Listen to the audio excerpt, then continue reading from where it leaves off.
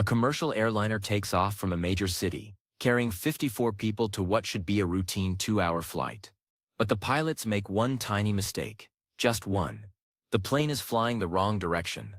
By the time anyone realizes something's wrong, they're 700 miles off course, deep over the Amazon rainforest, and running on fumes.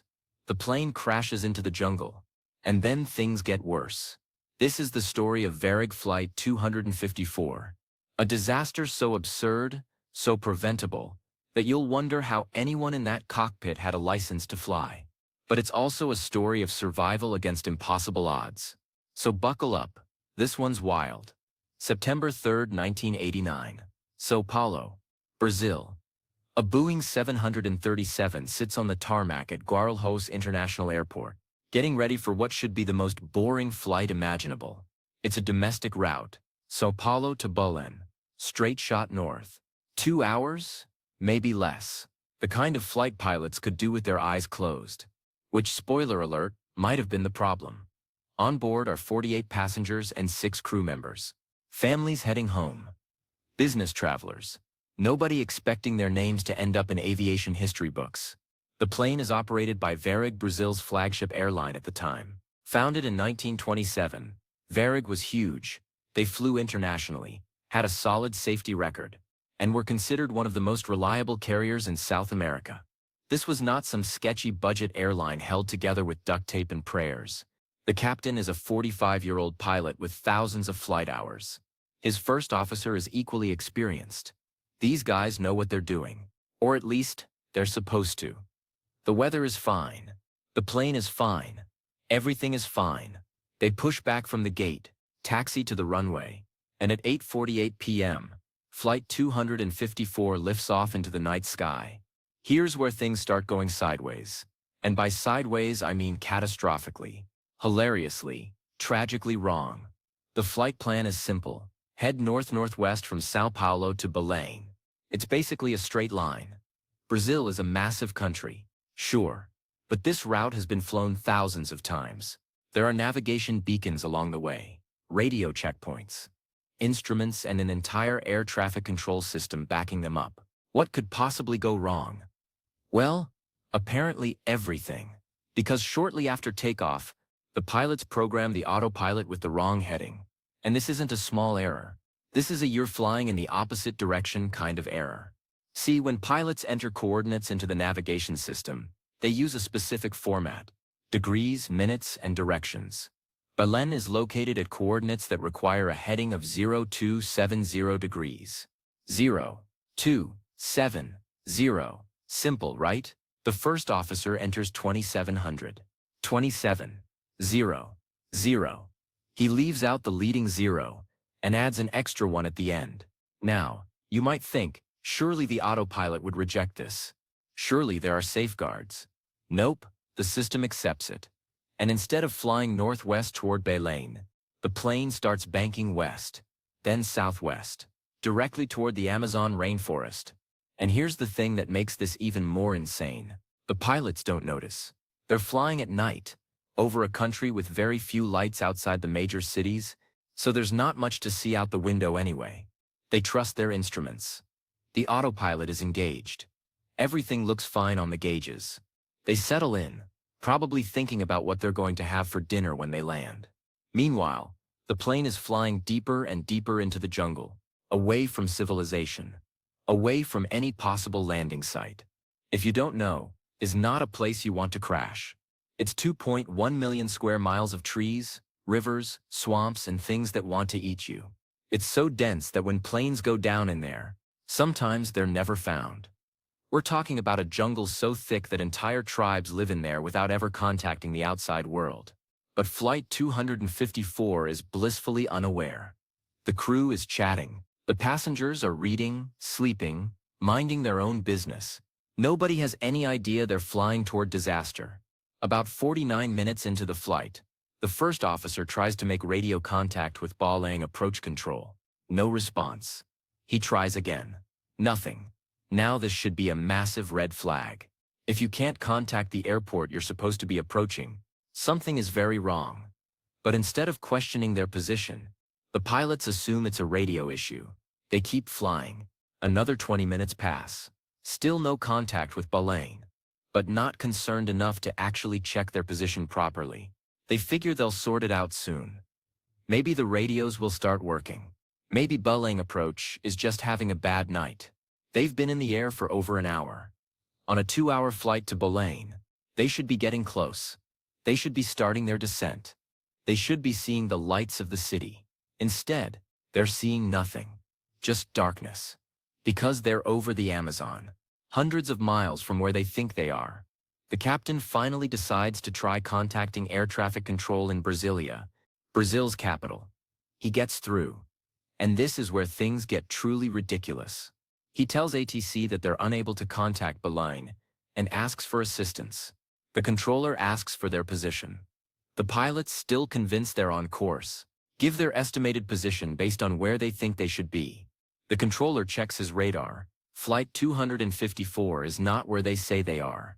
Not even close. In fact, the controller can't even see them on radar anymore. They're so far off course that they've flown out of range. The controller tries to explain this. The pilots don't believe him.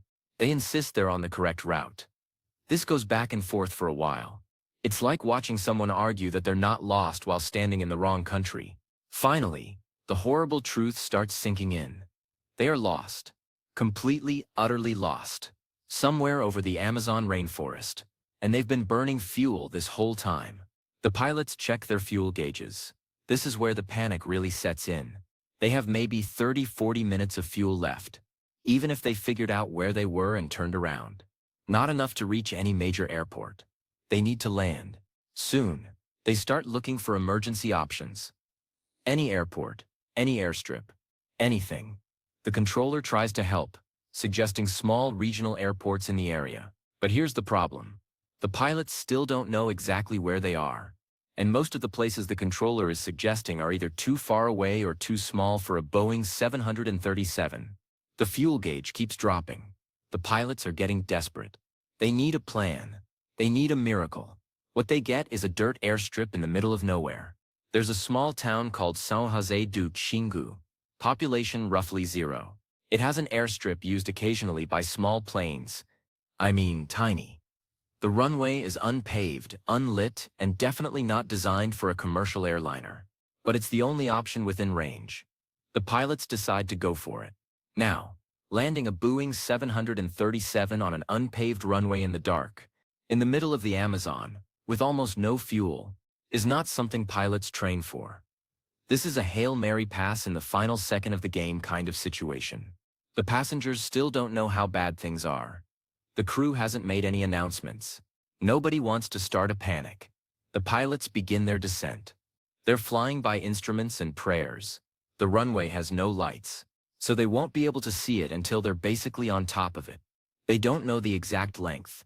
They don't know the condition of the surface. They don't know if there are obstacles. They're essentially landing blind. At 11:54 p.m., 3 hours and 6 minutes after takeoff, the Boeing 737 breaks through the clouds. It looks less like an airstrip and more like a dirt road someone forgot to pave. But there's no time to reconsider. They're committed. The plane touches down hard. The landing gear hits the unpaved surface, and the whole aircraft starts bouncing and shaking. The pilots slam on the brakes. The runway is rushing past. Trees looming at the far end. The plane is going too fast. The runway is too short. They're not going to stop in time. The Boeing 737 plows off the end of the runway and crashes into the forest. The landing gear collapses. The fuselage breaks apart. Metal screams. Trees explode. And then, silence. Inside the shattered cabin, passengers are crying, screaming, trying to figure out what just happened. Miraculously, most people survive the initial impact. Out of 54 people on board, 41 are alive. Injured, terrified, but alive. 13 people die in the crash, including one of the flight attendants. It's a tragedy, but it could have been so much worse. Now comes the really hard part. Surviving the jungle. The survivors crawl out of the wreckage into the Amazon night. It's pitch black. The air is thick and humid. Strange sounds echo through the trees. Insects swarm everywhere. and they have no idea where they are. The pilots know they're somewhere near Saint-José du Région, but that doesn't help much. The town is tiny and remote. There's no guarantee anyone even knows they've crashed. The crew tries to organize the survivors. They're dealing with broken bones, lacerations, shock. Some passengers are trapped in the wreckage. Others are wandering around in a daze. It's chaos. Food and medical supplies. The plane's emergency kit has some basic supplies, but not nearly enough for 41 people stranded in the jungle. The biggest immediate problem is water. You can survive weeks without food, but only days without water. And in the Amazon, with the heat and humidity, dehydration happens fast. Some survivors try drinking water from nearby streams. Bad idea. The water is likely contaminated with parasites and bacteria. But desperation makes people take risks. They spend that first night huddled together near the wreckage, listening to the jungle around them. Jaguars hunt at night in the Amazon. So do caimans. And snakes. Lots of snakes. Nobody sleeps much. The next morning, the reality of their situation becomes clearer. They're in the middle of nowhere. The nearest town is several miles away through dense jungle. Some of the survivors are too injured to walk. They need to be rescued. But will anyone even find them? Here's where the story takes another frustrating turn. The crash site is so remote that it takes search and rescue teams a while to locate it. Air traffic control knows roughly where the plane went down, but the jungle is vast, and the wreckage is hidden under the canopy. Search planes fly overhead but can't see through the trees. Meanwhile, the survivors are getting desperate. Food is running out. Water is running out. People are getting sicker. Some of the injured are developing infections. The heat is relentless, and the psychological toll is brutal. These people survived a plane crash only to find themselves in one of the most inhospitable environments on Earth. But Brazilians are tough. The survivors organize themselves. They ration what little food and water they have. They help the injured as best they can. Some of the healthier passengers even attempt to hike towards civilization, hoping to find help, after what feels like an eternity, but is actually about 36 hours. A rescue helicopter finally spots the wreckage. The sight of that helicopter must have felt like seeing an angel descending from heaven. The survivors start waving, shouting, anything to make sure the pilot sees them. The helicopter lands and the real rescue operation begins. The helicopter can't take everyone at once. The most seriously injured go first. Then they come back for the others. It takes multiple trips. Some survivors have to wait hours, not knowing if the helicopter will come back or if they'll be left behind. But eventually, everyone gets out. All 41 survivors are airlifted to hospitals in nearby cities. Some have injuries that will take months to heal. Others are traumatized in ways that will last years. But they're alive. Against all odds, they made it. So what happened to the pilots? This is where things get legally messy. The investigation into the crash reveals the navigation error almost immediately. That wrong heading. That one digit that changed everything. The captain and first officer are found negligent. Their licenses are suspended. They face criminal charges. While the pilots absolutely made a catastrophic error, there were other factors at play. Varig's training procedures were questioned. The lack of proper cross-checking in the cockpit was a systemic issue, and the navigation system itself didn't have adequate safeguards to prevent this kind of mistake. The Brazilian Aviation Authority issues new regulations requiring multiple confirmation steps when entering navigation data. Airlines worldwide take notice. Flight 254 becomes a case study in aviation schools. A perfect example of how a small mistake can cascade into disaster when multiple safety nets fail. Varig, the airline, never fully recovers from the reputational damage. Combined with financial troubles and other incidents, they eventually declare bankruptcy in 2006. A once proud airline brought down by, among other things, a flight that flew the wrong direction. The survivors, many of them, struggle with PTSD for years afterward.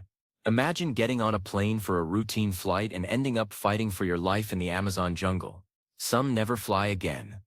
Others become advocates for aviation safety, sharing their story to prevent future disasters. The families of the 13 victims sue the airline. Settlements are reached, but no amount of money brings anyone back. 13 people died because someone entered the wrong number into a computer. The crash site itself becomes a kind of monument. The wreckage is too remote and too damaged to fully remove, so parts of it remain in the jungle to this day, slowly being reclaimed by the forest, a metal grave marker in the green. What makes this crash so uniquely frustrating is how preventable it was. This wasn't a mechanical failure, wasn't bad weather, wasn't a bird strike or terrorism or any of the things we typically fear about flying. It was human error, pure and simple. One wrong digit, one failure to double-check, one series of bad decisions that compounded into catastrophe. The Swiss cheese model of accident causation says that disasters happen when holes in multiple layers of defense line up. Flight 254 had a lot of holes. The navigation error, the failure to cross-check, the pilots not questioning why they couldn't contact Berlin, the lack of adequate radar coverage, the fuel management that left them with no margin for error. Each one of these should have been caught. Each one was a chance to prevent the crash. But all the holes lined up perfectly, and yet 41 people survived. In a situation where survival seemed impossible, they made it. The plane could have exploded on impact, could have caught fire, could have crashed somewhere even more remote where rescue would have been impossible, but it didn't. Sometimes, even in the worst disasters, there's luck mixed in with the tragedy. Today, this kind of accident is much less likely. Modern aircraft have more sophisticated navigation systems with better error detection. GPS has largely replaced the old navigation methods. Cockpit resource management training emphasizes cross-checking and communication.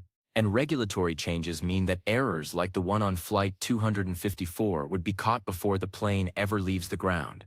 But the story remains a powerful reminder. But only because we've learned from disasters like this. Every safety procedure, every checklist item exists because somewhere, sometime, something went wrong and people died. Flight 254 is part of that long, painful education. The Amazon jungle still holds secrets. Planes that went down decades ago and were never found, explorers who ventured in and never came out. The forest is indifferent to human suffering. It doesn't care about your plans or your mistakes. It just is. The survivors of Flight 254 learned that the hard way. So the next time you're on a plane and the pilot announces a slight delay because they're double-checking something, be grateful. That's the legacy of crashes like this. That's what those 13 victims paid for with their lives. The knowledge that in aviation, there's no such thing as being too careful. Varig Flight 254 flew 700 miles in the wrong direction, crashed in the Amazon, and became a cautionary tale that still resonates today. One wrong number, one terrible night, and 54 lives changed forever.